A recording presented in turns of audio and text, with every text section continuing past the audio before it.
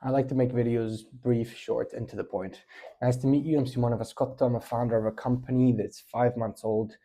Within this time, we managed to be mentioned on Forbes. I collaborate with an American company where we do cultural due diligence for mergers and acquisition. What that means is that when two organizations, one business acquires the other, they have to do analyses to understand whether two businesses work. I help them understand whether that's a fit in terms of management. Now, put in real poor words. Now, what's gotten me to this point and what I want to share today with this video, because I tend to make much more content now around this and how I got to this point and how everything's going, is LinkedIn. Now, LinkedIn is huge. First take, it's not about videos. Forget videos, forget what other people are saying. I don't think video works. It's not so much about firstly, engagement is not great, and secondly, it is the impressions are also not great. I don't think LinkedIn wants to become another TikTok or an Instagram, right? That's the whole point. They are diversifying, and so what's actually working is long form content, where within your niche, once you start to work and connect with people and comment with people and engage with that sort of content, that's what you're going to get more of. You're going to enter that circle within LinkedIn. So what's happening is that with LinkedIn, other than that, is I've seen it be extremely good for my friends who are looking for a job. Now, the job market, I'm based in Spain and Barcelona now, but all across the, at least Europe, to say the least, is not easy. I have friends who studied at really good universities in London as well, studying AI, whatnot, so it's relevant. It's not philosophy, which by no means I adore philosophy. It's just not easy to make it tangible and marketable. You need to know what you're doing. So when it comes to finding a job, what I've seen work, and now it's 3 out of 3, it has worked for 3 out of 3, and internships, this is what you do. You use LinkedIn. Now, number one, requisites is that LinkedIn is a CV. It's a landing page. That's who you are. You want to make it as good as possible. The next videos are all going to be about how to make that happen. I personally have close to 3,500 followers and connections, right? So now it's gone to the point that people connect with me rather than me, chase the tail. Before you get to this point, what you want to do is connect. Now, I connect for sales. I connect to network, to build my network.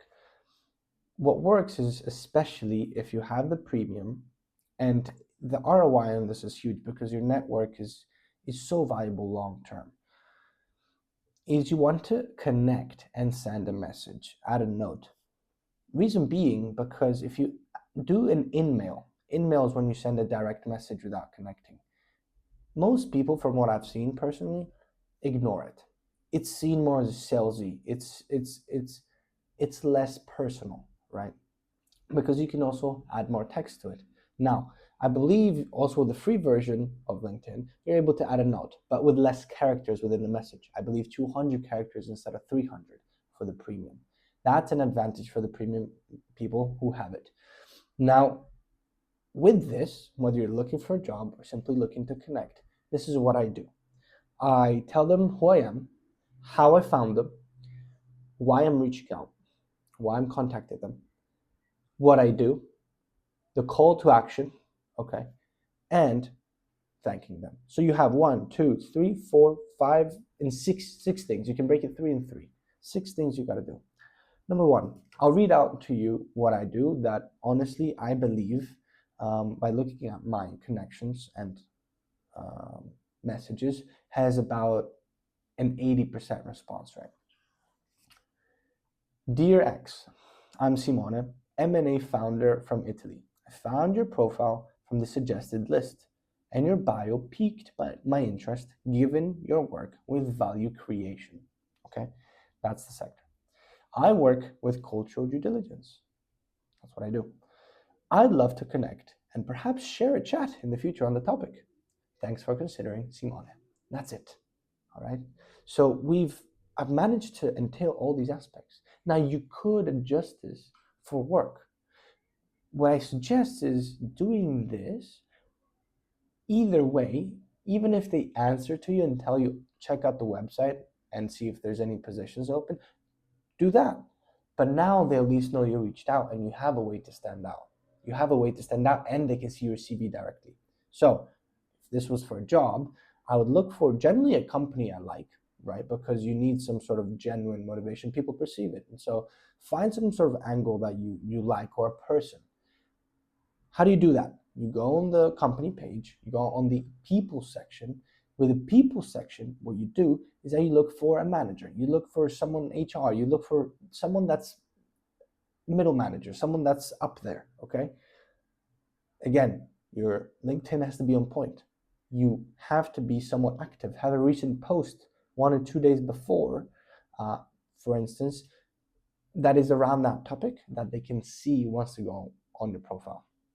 At that point, you can say something along the lines of, "Hi, I'm Simone. I found your profile via Massimo Dutti's company profile," right? Massimo Dutti, make it short.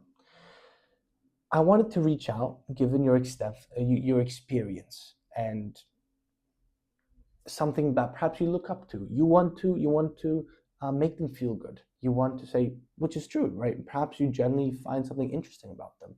I remember I connected with Bacardi's chief branding officer. I don't work with branding, but I spoke with Bacardi's CMO, chief marketing and chief branding officer. That's nuts, isn't it? So what I did is I just said, I found your work incredible, or your extensive work within this field, or even location wise. You say, hey, because we're in this similar connection, I'm doing this research, and then you add the why. So you say, why am I contacting you after saying something positive about them? So you say, well, in this case for me, it's your bio piqued my interest. I found it interesting. Or your work or your article, if you found an article, you scroll through their bio or their posts, right?